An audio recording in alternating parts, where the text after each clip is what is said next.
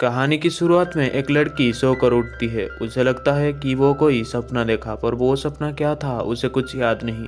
फिर वो ब्रेकफास्ट करने के लिए आती है। इस लड़की का नाम मित्सुहा होती है और मित्सुहा का एक छोटी बहन भी होता है। ये दोनों बहनें अपने दादी के पास रहते हैं। तभी टीवी पर एक न्यूज़ आता है कि इन कुछ दिनों में इनके शहर से होकर एक धूमकेतु निकलेगा और ये धूमकेतु 1200 सालों में सिर्फ एक बार दिखता है। रास्ते में मित्सुहा को उसके दो दोस्त मिलते हैं। फिर ये तीनों मिलके स्कूल जाते हैं। मित्सुहा जब अपनी नोटबुक देखती है तो उस पर लिखा होता है हु आर यू, मतलब तुम कौन हो। मित्सुहा को ये कुछ भी समझ में नहीं आ रहा होता है। तभी उसका टीचर उसे आवाज़ देती है। वो उसे कहती है, क्या तुम आज भी अपना नाम भूल गई। मित्सुहा को उसके दोस्त भी कहते हैं कि तुम कल अपना लॉकर भी भूल गई थी, जिसे सुन के मित्सुहा हैरान होता है। फिर ये तीनों घर जाने लगते हैं। इनका शहर बहुत छोटा होता है और ये लोग इस जगह से परेशान हो चुके होते हैं। फिर मित्सुहा उसके घर पहुंच जाती है। मित्सुहा सिलाई का काम सीख रहा होता है। मित्सुहा का दादी यहाँ पे जो मंदिर होता है उसका हेड होती है।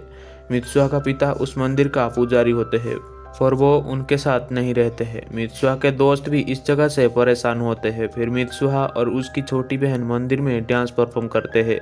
ये उनका एक पुरानी रिवाज होता है। ये दोनों चावल को चबाते हैं और उसे एक जगह पर स्टोर करके रखते हैं। यहाँ पर उसके कुछ दोस्त उसकी डांस देखने आए होते हैं। वो उस पर हंसते हैं। मित्सुहा इस जगह से अपनी जिंदगी से पूरी तरह से परेशान होता है। वो यहाँ पर चिल्ला के कहती है कि मुझे अगले जन्म में एक बड़े से शहर में एक सुंदर लड़का बनाना। फिर अगले सुबह जब मित्सुहा उठती है तो वो अपने आप को एक लड़के के रूप में पाती है। वो खुद को देख के हैरान होता है। वो कुछ समझ नहीं पा रहा होता है और इस लड़के का नाम ताकी होता है, मतलब ताकी के शरीर में अब मित्सुहा है। फिर मित्सुहा स्कूल जाने के लिए तैयार होकर बाहर निकलता है। वो बाहर जब देखता है तो हैरान होता है, क्योंकि ये टोक्यो शहर होता है जो मित्सुहा का हमेशा से एक सपना होता है। वो टोक्यो शहर में हमेशा से आना चाहता था। फिर मित्सुहा स्कूल जाने लगता है। वो स्कूल पहुंच जाता है। वो यहाँ पर किसी को भी नहीं पहचान रहा होता है, पर उसके दोस्त उसे पहचान लेते हैं। फिर ये लोग एक कैफे में जाते हैं। मित्सुहा यहाँ पर बहुत खुश होता है, क्योंकि वो आज तक कोई कैफे में नहीं गया होता है। उसे ये सब सपना लग रहा होता है। तभी उसकी मोबाइल पर एक मैसेज आती है कि तुम्हें काम पे आना है। वो उसकी दोस्तों से पूछता है कि मैं कहाँ पर काम करता हूँ, जिसे सुन के उसके दोस्त हैरान होते हैं। फिर मित्सुहा एक रेस्टोरेंट में पहुंच जाती है। दरअसल मित्सुहा जो अब ताकी नाम के लड़के के अंदर है, वो लड़का ताकी इस रेस्टोरेंट में काम करता है। अब मित्सुहा अपनी काम पर लग जाती है। वो यहाँ पर सब कुछ गड़बड़ कर देती है, पर मिस ओकोदिरा, जिसे सब पसंद करते हैं, वो आके सब कुछ ठीक कर देती है। फिर इनका काम यहाँ पर खत्म हो जाती है, पर मिस ओकोदिरा का स्कर्ट किसी ने फाड़ दिया होता है। पर मित्सुहा उनको एक घर के अंदर ले जाती है और उनकी स्कर्ट को सिलाई कर देती है। वो बहुत अच्छे से सिलाई की होती है, जिसे देख के ओकोदिरा ताकी के ऊपर इम्प्रेस हो जाती है। मित्सुहा को ये बात पता चल जाता है कि ताकी मिस ओकोदिरा को पसंद करती है। मित्सुहा ताकी के लिए एक मैसेज रखा होता है। फिर दूसरे दिन जब ताकी उसके बारे में उसके दोस्तों से सुनता है तो ताकी हैरान होता है। ताकी भी यहाँ पर मित्सुहा के शरीर पे उठता है, पर ताकी थोड़ा गुस्सैल लड़का होता है, जिसे वो स्कूल पे अजीब अजीब हरकतें करता है। धीरे धीरे इन दोनों को यकीन हो जाता है कि ये सपना नहीं बल्कि हकीकत है। लेकिन इनको शरीर बदलने के साथ साथ दूसरे दिन का कुछ याद नहीं रहता, इसलिए ये दोनों एक रूल बनाते हैं। ये जो भी करते हैं ये उसको नोट कर देते हैं, जिससे इनको सब कुछ करने में आसान हो जाता है। एक दिन जब ताकी सो के उठता है तो उसकी आंखों से आंसू निकल रहा होता है।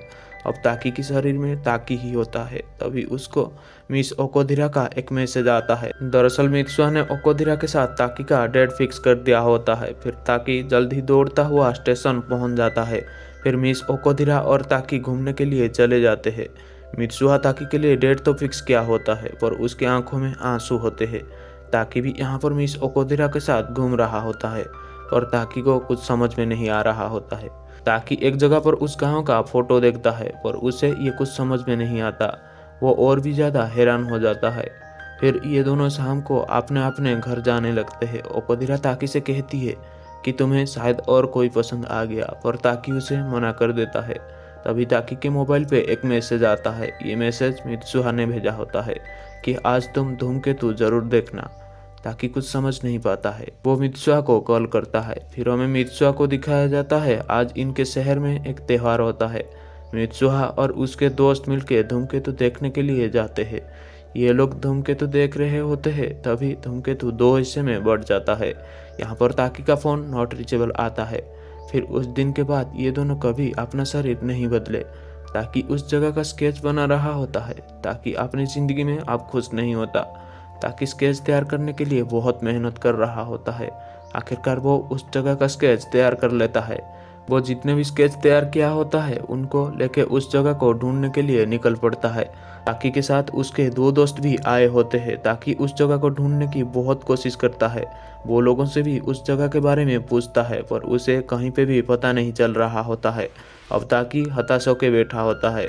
फिर ये लोग खाना खाने के लिए एक रेस्टोरेंट में जाते हैं। वहाँ का शेफ इस स्केच को देख के कहता है, ये तो इतोमोरी शहर है, क्योंकि उस शेफ का जन्म इतोमोरी में हुआ था। फिर ये लोग इतोमोरी जाते हैं, पर वो छोटा सा शहर अब पूरी तरह से बर्बाद हो गया होता है, क्योंकि 3 साल पहले धूमकेतु यहाँ पर गिरा था। पर ताकि के साथ ये सब 2 हफ्ते पहले हुआ था, इसलिए ताकि विश्वास नहीं कर पाता है। वो अपनी मोबाइल पे जब उन नोट्स को देखता है तो नोट्स नहीं होते हैं। ताकि अब और भी रिसर्च करना शुरू कर देता है। वो वहाँ की मरी हुई सभी लोगों की डेटा चेक करता है। उसे वहाँ पर मित्सुहा का नाम भी मिल जाता है, जिसे ताकि और भी कंफ्यूज हो जाता है। पर मिस ओकोधिरा को यकीन होता है कि ताकि किसी से मिला और वो उसकी जिंदगी बदल डाली। फिर ओकोधिरा ताकि के पास जाती है। ताकि अपने हाथ पर एक धागा पहना होता है। ओकोधिरा उसे पूछती है कि तुम्हें ये धागा किसने दिया, पर ताकि को ये याद नहीं होता है। फिर अगले दिन ताकि अकेला उसके सफर पर निकल पड़ता है। फिर ताकि एक जगह पे जाता है जहाँ पे एक मंदिर होता है। ताकि यहाँ पर पहले भी आ चुका है। ताकि यहाँ पर तब आया था, वो जब मित्सुहा की शरीर में होता है। वो अपने दादी के साथ यहाँ पर आया था। अब ताकि को पूरा विश्वास हो जाता है, क्योंकि इतोमोरी की हालत देखने के बाद ताकि का भरोसा उठने लगा था। फिर ताकि उस मंदिर में जाने लगता है। वो मंदिर के अंदर जाता है। अंदर 2 बॉटल्स होते हैं। इसे ताकि ने ही मिन्सुआ के रूप में पहले रखा था। इस बोतल के अंदर वो चावल होते हैं। ये समय बीतने के साथ साथ शराब में परिवर्तन हो चुका है। इस शराब को ताकि पी लेता है और कहता है, मुझे और एक मौका चाहिए। फिर ताकि को धीरे धीरे मित्सुआ की जिंदगी दिखने लगती है। मित्सुआ का एक खुशहाल परिवार होता है, पर कुछ दिन बाद उसकी माँ मर जाती है। फिर उसके पिता भी उनको छोड़ के चले गए होते हैं। वो उस दिन को भी देखता है जब यहाँ पर धूमकेतु गिरा था। फिर अचानक मित्सुआ की आंखें खुलती है। इस बार मित्सुआ के शरीर में ताकि होता है। आज वही दिन होता है जब वो धूमकेतु गिरा था। जब मित्सुआ को उसकी दादी देख लेती है तो वो उसे पहचान जाती है कि ये मित्सुआ नहीं बल्कि और कोई है, क्योंकि उसके दादी के साथ भी बचपन में ऐसा हुआ होता है। अब ताकि समझ जाता है कि अगर वो यहाँ पर है तो मित्सुआ उसके शरीर पे जरूर होगा। फिर ताकि मित्सुआ के पास जाने लगता है। मित्सुआ सच में ताकि के शरीर पे होता है। फिर वो उस मंदिर से बाहर आता है। वो जब अपने शहर को देखता है तो हैरान हो जाता है, क्योंकि उसका शहर बर्बाद हो गया होता है। वो समझ जाता है कि यहाँ पर धूमकेतु गिरा था। उसे इसलिए ये सब दिख रहा होता है क्योंकि उसका शरीर 3 साल आगे होता है। एक बार मित्सुआ ताकि से मिलने के लिए टोक्यो गया था। वो ताकि से मिला था, पर ताकि उसे नहीं पहचाना होता है, क्योंकि मित्सुआ 2013 का होता है और ताकि 2016 का होता है। ताकि मित्सुआ को 2016 में जानता है, पर 2013 में नहीं जानता है, इसलिए ताकि उसे नहीं पहचाना होता है। मित्सुआ उसे एक हाथ से बना हुआ धागा दिया होता है, जिसे ताकि आज तक अपने हाथ में पहनता है। मित्सुआ को इसे बहुत दुख हुआ होता है। फिर अचानक मित्सुआ को ताकि का आवाज़ सुनाई देता है। ताकि यहाँ पर पहुँच गया होता है। मित्सुआ भी उसे बुलाती है, पर ये दोनों इन दोनों को देख नहीं सकते हैं, क्योंकि ये दोनों अलग अलग टाइमलाइन में होते हैं। ये दोनों एक जगह पे खड़े होते हैं, तभी सूरज ढल जाता है, जिससे ये इन दोनों को देख पाते हैं। ये दोनों पहली बार आमने सामने होते हैं।